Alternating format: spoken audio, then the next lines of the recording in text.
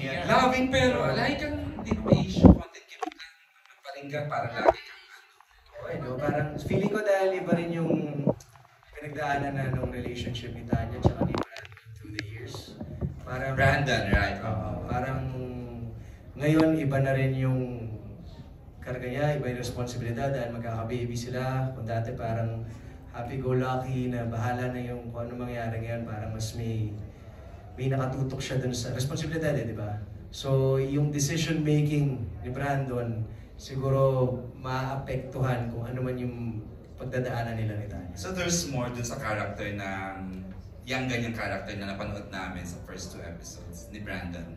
Di ba, direct? Di ba, meron the writers, di ba? Parinig tayo. Hindi, please, sa joke lang yan. Kasi sa kwentuhan namin nila, direct, yun din yung parang gusto ko i-share sa inyo na yung proseso namin this time, with Direk Onat and with Direk Lino coming in, parang iba yung kung paano namin pag-chismisan yung characters, kung paano namin pagkwentuhan kung ano yung nangyayari sa kanila at kung bakit. Yun yung bakit ginagawa to at saan pupunta to, ano yung mga pintuan na mabubukas at magsasara. Parang yun yung, for me, very refreshing dahil napag-uusapan talaga kung saan namin very intentional to ngayon. Yun yung pansin ko, diferensya na siguro sa senior high.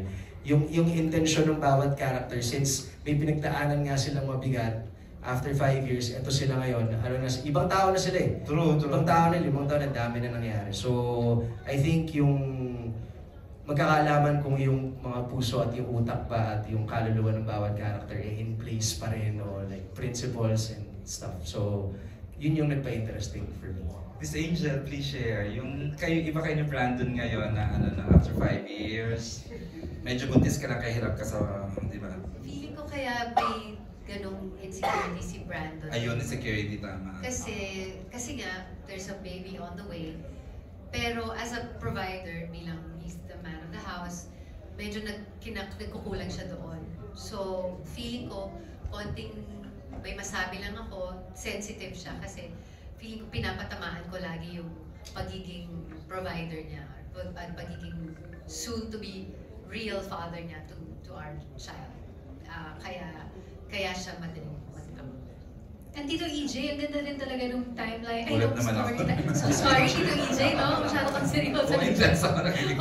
Pero ang ganda rin nung storyline ni Miss Angel dito. Kasi ano rin siya, social issue din siya. Di ba pagkabuntis ka, you wanna join the workforce, talagang hindi ka talaga matatanggap kasi iba yung pagtanggap natin dito or in other places, right? So isa nga yun sa mga deliberately ginagawa ng High Street na dati pang ginagawa ng senior high. We touch on issues katulad ng mga ganyan na naranasan natin. Kung dati naranasan sa eskwelahan, dito nadadanasan natin sa workplace and sa society. So we try to touch on those issues and hopefully bring awareness to the viewers. Ajit ka dito no kasi buntis ka.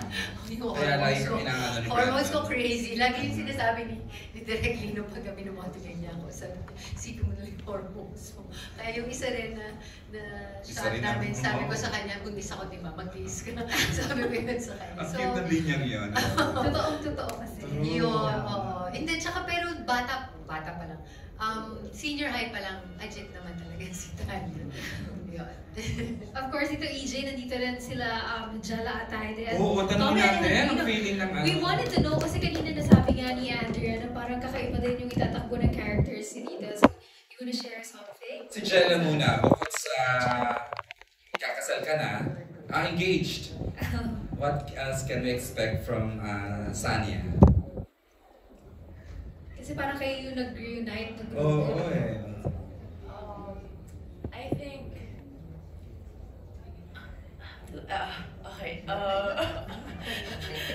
You don't have to share. Yeah, I guess. Yeah, I'm just scared. But she's really scared. Because this one's like a lot. All I can say is Sonya's a lot different now because of what has happened to her. And I think na-release naman yun which was released in the webisodes. So, yun nga po, namatayan siya ng parents. She lost everything from the really happy girl who just wanted to help everyone. There was Kenji who was willing to help her. So yeah, she is now the girl who needs the help. And yeah, I'll stop there. Yun muna. Yeah. Very exciting to rin. Yes, go. Kench tuloy. Tommy. So ayun, napakalaki din ng pagbabago kay Kenji. So, medyo mamimiss ko yung pagka-marites niya. Sana ganun pa rin siya. Sure ka na. Pero, ganun din, hindi rin ako pwede mag-share masyado. At least, di ba? May pupuntahan pala. Yun, basta nakakaloka lang talaga. Mga pagbabago. Marami din kasing pwedeng magbago sa loob ng isang taon lang sa isang tao. So kung ito, 5 years yung jump, tapos nag-engage siya kay Sanya. Parang, nung pinitch sa amin to, grabe yung reaction namin. Hindi kami pinag-usapan namin ni Jella na, nung nalaman namin season 2, oh my gosh, dapat may feeling namin may kasal na. Kaya si Tim Poch or baka mauna si Roxy. Yun pala kami. So parang, very surprising for us. And yun na lang din maabangan yung maraming surprises na paparating. And of course, kasama din natin sila. Yes, during the pitching, they couldn't pitch for like a good 3 minutes because the first thing they told us was we were gonna get married and we were just screaming the whole time. Hindi po sila makapitch sa amin kasi nagsisigawan na kami. Tapos may Tommy, Cyril, and Miggy in the room. And then they just waited for us to settle down kasi hindi po namin yung process and hindi rin po kami makapinawala. But then we're here now. So yeah. Okay. May question ba for the new cast members? Yes, kasama natin of course. Sila Ralph De Leon, we also have AC Bonifacio and Harvey Bautista. Kaya yung bago talaga sa set, no? So, how was it, like your experience dito sa set ng High Street? Ralph, first teleserye mo to, right? Opo, first teleserye Hindi ka ba na-intimidate sa mga, di ba? With the Aquinos, the Romanas, and the Abad Santos sa SSS, di ba? Opo, siyempre po nakaka-intimidate kasi bilang bagong artista nga po. Going into a season 2, first of all. And second, a show with household names of this industry. Grabe po talaga yung na-feel kong hindi pressure, but at the same time, I was like, marami akong matututunan dito. Kasi lahat ng castmates ko, lahat ng mga director ko, producers, and everyone around me, lahat po experienced, and they've gone through this time and time again. So, sa akin po, it's really gonna be a learning experience, and so far, it's been an absolutely wonderful set. Kasi nung naka-work ko po sila, Direk Onan, sila Direk Lino, and yung workshops po with Miss Angeli, I really just do my best to try and absorb everything. And hopefully, mag-translate po sa future episodes po ng High Street. Sana very maging, excited. maging another Tommy or another Miggy ka rin na naging mainstream talagang actors na talaga, di ba? Sana po. Oo, kasi ang husay pala, kailangan lang palang mag-tap yung... May naturalesa siya direct si Ralph, na parang na parang Miggy noon, na parang sabi ko direct, ang guwapo niya, lumabas yung pagkabuha ng Miggy. Lalo na pag-close up dito, EJ. Sino si Ralph? Dito ka. May lalapitan ko siya. Okay. Of course, we also have AC. Ay, given na to naman, si AC naman, napakahusay nito. Lagi po akong kinakabahan on set or even when they text na may taping po, I'm like, oh no, I'm so scared. Because these are really top-notch actresses and actors and directors din po na pinapanood ko na po, bata pa po ako. Sinong idol mo dito sa mga... Si Sai po sa Agua Bendita. Sinabi ko na po to sa kanya. I've watched all of them since I was a kid back in Canada. Kaya it's such an honor really to go on set and work with these actors and actresses. 58% yung Agua Bendita. Because aside from them being such amazing actors and actresses, yun nga po, they're beautiful human beings, beautiful souls, who have really welcomed us onto set with open arms. And it's been such a great experience. Lagi po akong kinakabahan po talaga, but I've learned so much and they've helped me grow and discover more within myself. Lyric and beat pala, mahusay ka na. Ay, hindi po, thank you po. And working with Blight, of course, again, it's like a small step into being comfortable, into being in a new show. Alright. Harvey, direct may pagka-natural ditong si Harvey pagbibitaw ng salita. Diba? Ayan, even sa trailers. Thank you, Direk. Thank Go ahead na. Ayun, iba kasi yung pressure going into a show na may established cast na yun nga, may season 1 na po sila. There's a bunch of lore na established na from season 1. Tapos jumping into season 2 as new characters.